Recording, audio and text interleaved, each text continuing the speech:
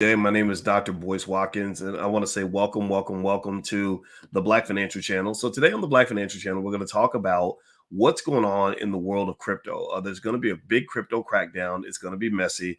And there's also some other stuff happening outside the world of crypto, in addition to PPP loans and what's going on with the economy. So, I'm going to break all this down for you. So, get comfortable, buckle up your seatbelt. We're going to get started on the Black Financial Channel right now.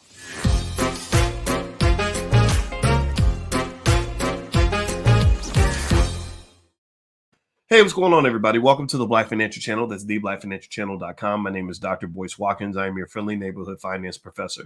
On the Black Financial Channel, we talk about Black wealth and Black economics every day, sometimes as much as 10 times a day under one condition.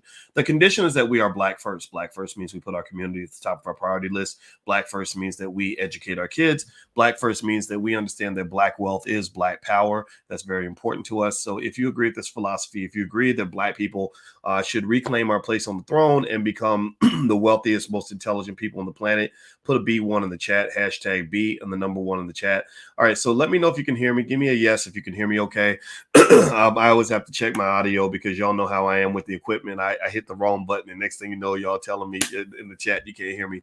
But give me a yes in the chat if you can hear me okay. Hey, Carla. Hey, Chef to Checks. Hey, Karen Williams, how are you? Thank you for your Lamont, Deborah. Thank you, brother. Thank you, El Hodge. I appreciate you.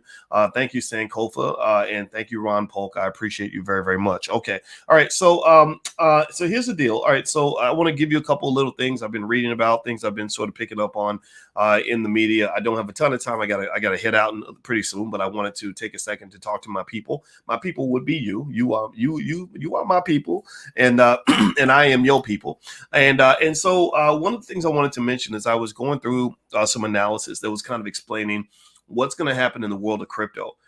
There is a crypto crackdown that is coming. The crypto crackdown is going to be something where you're going to see a lot of people getting federally charged. You're going to see a lot of people getting sued. You're going to see a lot of regulators stepping in, and you're going to see a whole different crypto industry after the year 2022 than you saw before. The crypto space is no longer going to be. I'm choking. Hold on. Isn't that weird that I'm just talking and next thing you know I just choke? So I'm getting choked up. All right, let me stop choking. Sorry, guys. I literally was just talking and halfway through my mid sentence, I just started. I don't know, wrong pipe or something. Anyway, sorry about that. Forget that distraction. So the crypto space is going to change. It's no longer going to be the wild, wild west.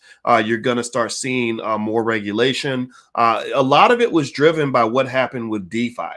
DeFi or DeFinance, where they were basically sort of creating this alternative banking system within the crypto space with these so-called stable coins that were not really backed by anything.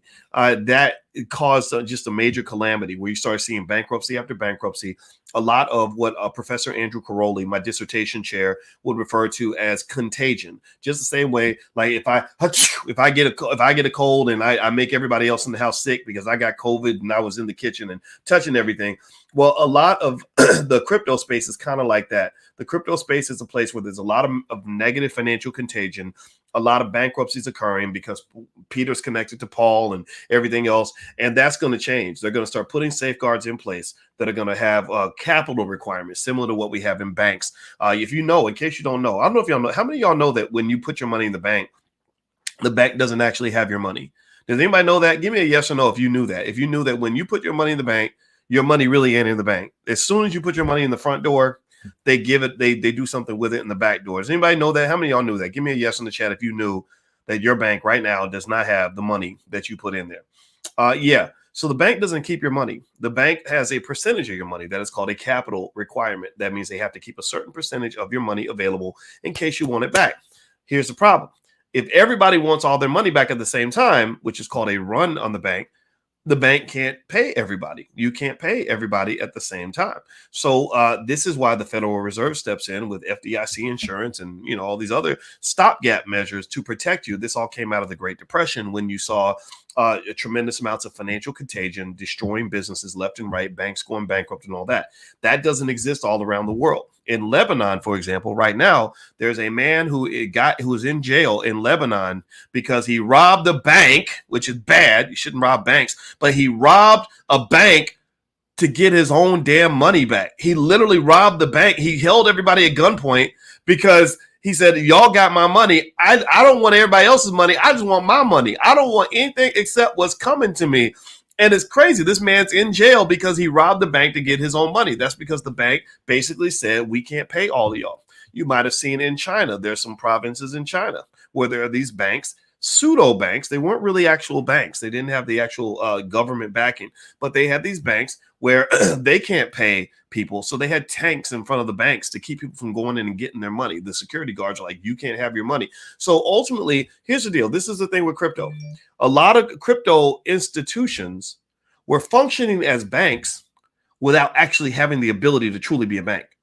You know, they were pretending to be bank, almost like you ever see those rappers that they call them studio gangsters that pretend to be gangster because they can be real gangster on a record.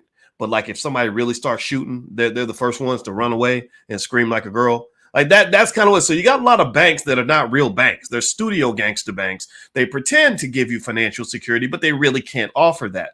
The traditional banking system in the United States, through the course of trial and error, has learned how to truly give backing to the banks for the most part, so that when you put your money in there, you're not afraid you're going to lose it, which creates trust, which leads to a stronger economy. The word trust is very important in economics. I've talked about that here. Part of the reason that the Black people have trouble building an economy within our families and within our communities is because we lack trust. A lot of Black people don't trust each other. So that makes it difficult. That means when you start a business and you're looking for somebody to give you money to get the business going, because they don't trust you, they don't put money in your business. I've gone through this too.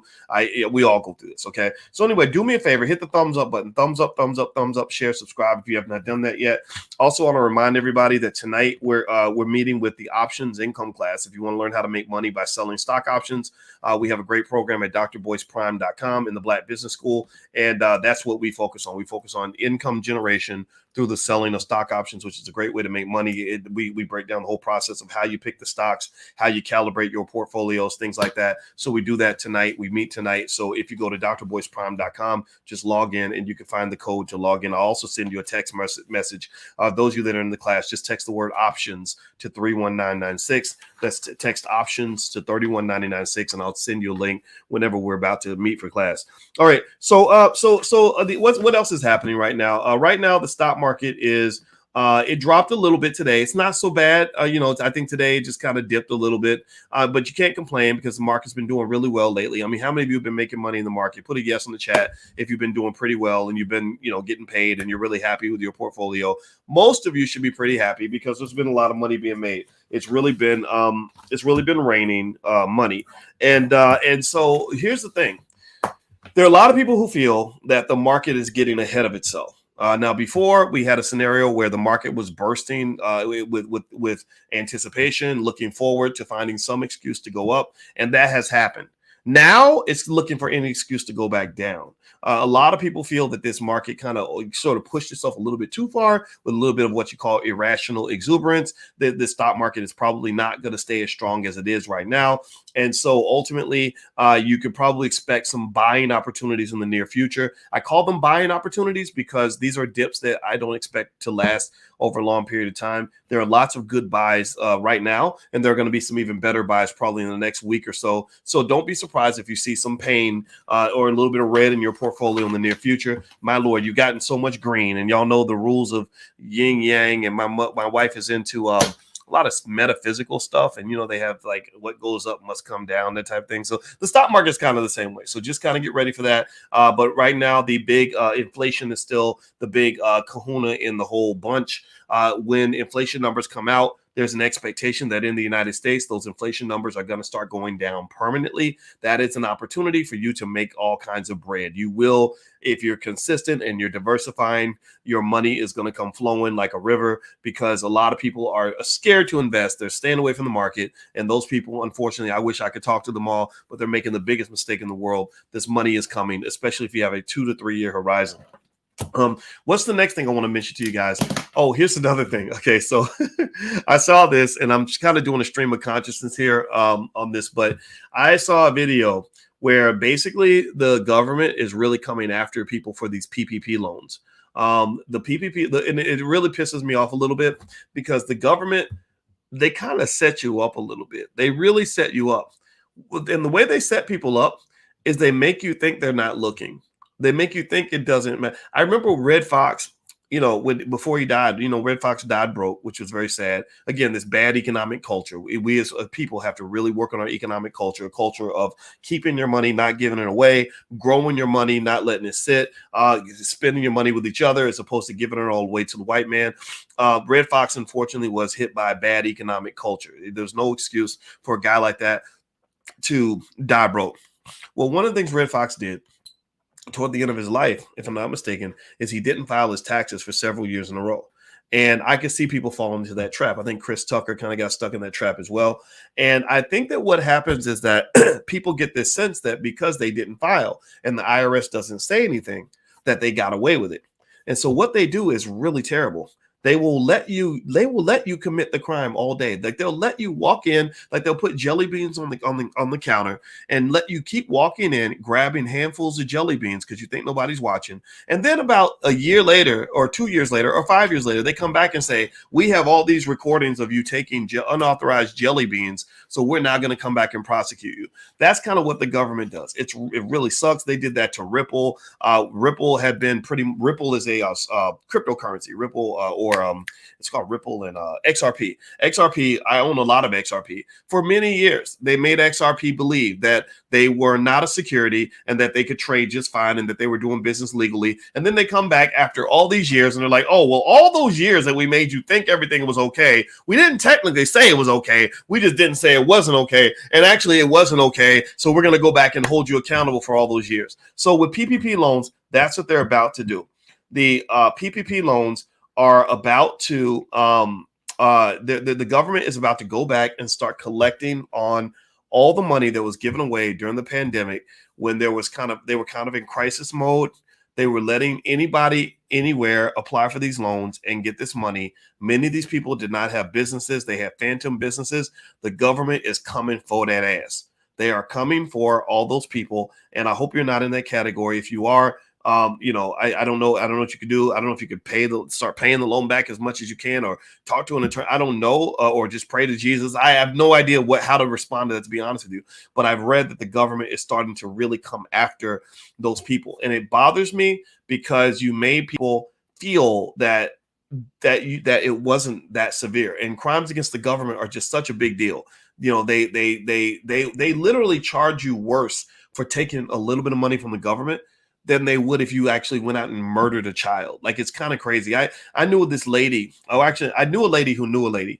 I had a friend who went to Harvard. She was a real cool lady, and she was actually from the hood. She's on the board of trustees at Syracuse University now, and I love her to death. She's a corporate executive, smart lady, and she had a friend that also went to an Ivy League school, and they were friends with the Obamas and everything else. And somehow something happened with a grant. Somehow the grant got misallocated, and she got charged.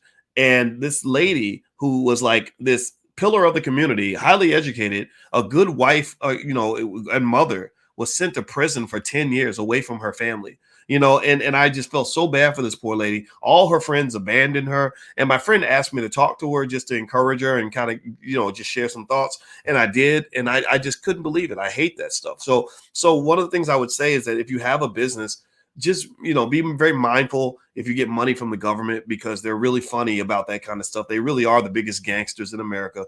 And in fact, a lot of the stuff that we do, we don't take money from the government. We don't take money from corporations, because with money, all money ain't good money.